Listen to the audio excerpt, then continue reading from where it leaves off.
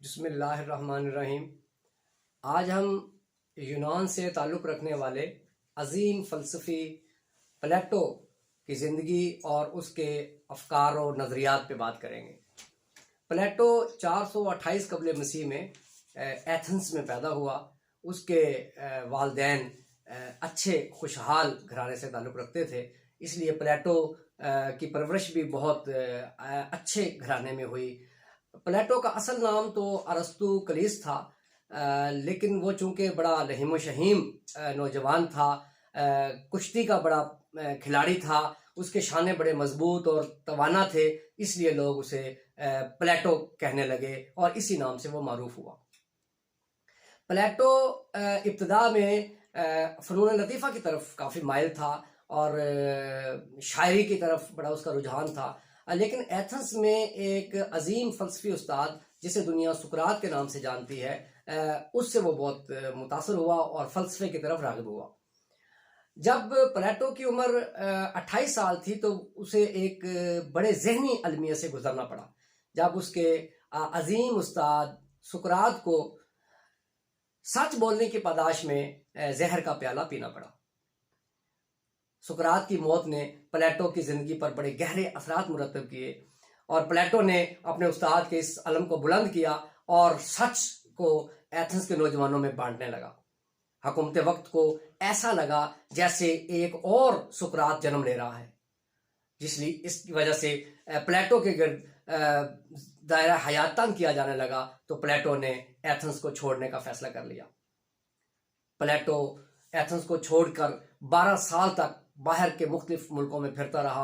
Italy گیا، Sicily, مصر، کیروان کے اہل علم سے استفادہ کرتا رہا۔ جب پلیٹو کی عمر 40 سال ہوئی تو وہ ایتھنس واپس لوٹ آیا۔ اس نے عظیم اساتذہ سے جو سیکھا تھا اسے اپنے نوجوانوں میں بانٹنے کے لیے اس نے ایک ادارہ قائم کیا جس کا نام اس نے اکیڈمی رکھا۔ اس وقت کے یونان کے بہت دور دراز سے نوجوان آ کر اکیڈمی میں آ کر پڑھنے لگے اور فلسفے کی تعلیم حاصل کرنے لگے۔ انہی عظیم شاگردوں میں ارسطو بھی تھا۔ ارسطو جو خود ایک بڑا فلسفی بنا، پلیٹو کا شاگرد تھا۔ پلیٹو نے اس وقت کے جو فلاسفر تھے سوفسٹائی، ان کے ساتھ جو ہے وہ مقابلہ کیا اور اپنے افکار و نظریات خود جو ہے وہ ان کو ڈیفینڈ کرنے لگا۔ سوفسٹائیوں کا ایک بڑا نظریہ یہ تھا کہ حقیقت اور سچ جو ہے یہ سبجیکٹو ہوتا ہے، ہر ایک کا اپنا اپنا سچ ہوتا ہے۔ جو چیز ہمیں سمجھ میں آتی ہے وہی سچ ہوتا ہے، جس پہ ہم بلیو کر لیتے ہیں وہی سچ ہوتا ہے۔ تو پلیٹو نے کہا کہ ایسا نہیں ہے، سچ جو ہے وہ آبجیکٹو ہوتا ہے، وہ معروضی ہوتا ہے۔ ایک چیز اگر گول ہے اور کسی دوسرے کو وہ ٹیڑھی نظر آ رہی ہے تو اس کے یہ ٹیڑھا سمجھنے سے وہ ٹیڑھی نہیں ہو جائے گی، وہ اگر گول ہے تو وہ گول ہی رہے گی۔ اگر ایک شخص راستے میں جا رہا ہے اور سمجھتا ہے کہ راستے میں کنواں نہیں ہے، لیکن اگر حقیقت میں کنواں ہے تو اس کے یہ سمجھنے سے کہ کنواں نہیں ہے، کنواں معدوم نہیں ہو جائے گا۔ تو سچ ہر ایک اپنا نہیں ہوتا، سچ معروضی ہوتا ہے، چاہے اس کے بارے میں کوئی بھی نظریہ قائم کیا جائے۔ اس کے علاوہ پلیٹو کا ایک بہت اہم نظریہ جسے ہم ڈائیکاٹمی آف ایگزسٹنس کہتے ہیں، وہ بہت مشہور ہوا۔ پلیٹو یہ کہتا ہے کہ یہ ہماری دنیا جس میں ہم رہتے ہیں، یہ ہماری مادی دنیا، یہ حقیقی دنیا نہیں ہے، بلکہ اس کے پیرالل ایک اور دنیا ہے جسے ہم ٹرانسینڈنٹل ورلڈ کہتے ہیں۔ اس دنیا کو پلیٹو پرسیپچول ورلڈ کہتا ہے کہ اس دنیا میں جتنے اجسام ہیں، جتنے جاندار ہیں، انسان ہیں، جو کچھ بھی ہے، یہ سب جو ہے وہ عالم امثال میں موجود جو ایسنس ہیں، جو جوہر ہیں، جو جسم مثالی ہیں، ان کے یہ عکس ہیں۔ جہاں جسم مثالی جو ہے وہ ٹرانسینڈنٹل ورلڈ میں جو اجسام موجود ہیں وہ مثالی ہیں، وہ ابدی ہیں، وہ غیر فانی ہیں۔ ان کی چھاپ یہاں پہ مادے پر پڑی تو یہاں پہ اجسام وجود میں آئے۔ جیسے اینٹیں بنانے والے ایک سانچہ بناتے ہیں اور پھر اس سانچے کے مطابق اینٹیں بنتی چلی جاتی ہیں، وہ سانچہ گویا کہ ایسنس ہے پلیٹو کے نزدیک۔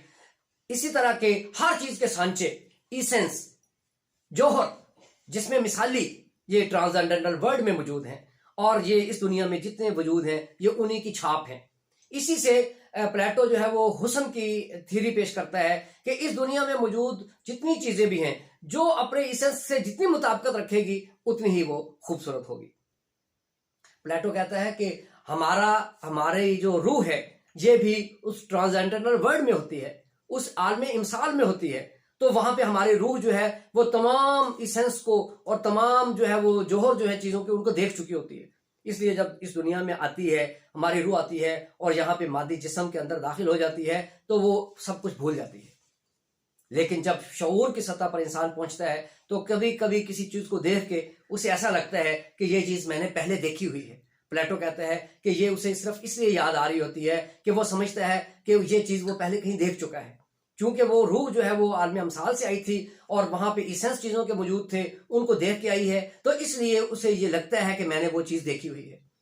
پلیٹو کہتا ہے کہ اس کے لیے سینسز جو ہے وہ ہمیں صحیح علم نہیں دے سکتے، حواس خمسہ ہمیں صحیح علم پرووائڈ نہیں کر سکتے، بلکہ ہمیں اگر حقائق تک پہنچنا ہے، اگر ہمیں حقیقت اور سچ تک پہنچنا ہے تو ہمیں عقلی استدلال سے کام لینا ہوگا.